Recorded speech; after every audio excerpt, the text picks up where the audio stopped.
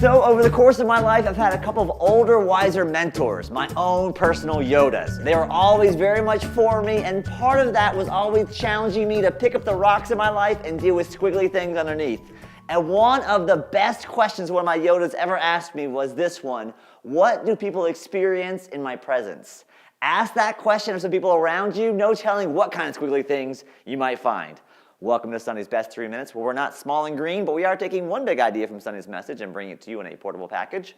This is our Mission Impossible series. We're working through the New Testament book of Acts, which starts with this Mission Impossible assignment Jesus gives to his first followers to be his witnesses to the ends of the earth. This week, we're going to pick up a story in Acts of a man who's lame from birth, who gets dropped off to beg at the temple gates every day.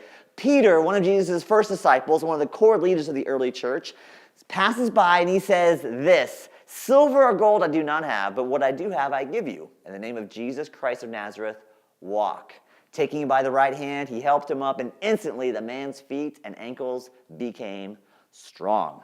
This story reads a whole lot like many of Jesus' healing stories. See, everywhere Jesus went, there was life in his wake. People didn't always like him or agree with him, not always popular, but what he had on offer to everyone was life. Then Jesus gives his followers the same spirit he had to do the same kind of work he did. That is what the church is supposed to be about, doing life-giving work. But if we take that Yoda-like question and ask, what do people experience in our presence as a church, the squiggly things underneath are often revealing the ways we have failed to live up to this call. If you're watching this and you've been burned by church or church people, even hurt by our church, I'm so very sorry. We have so often forfeited the beautiful call to follow in Jesus' footsteps. We have a lot of work to do.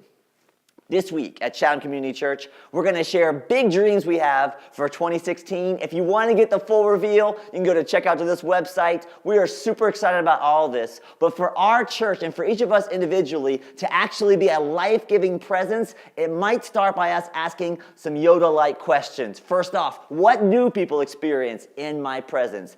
You might need to ask a handful of people to be brutally honest with you about this. What's been in your wake to this point, and what might need to change to make things right?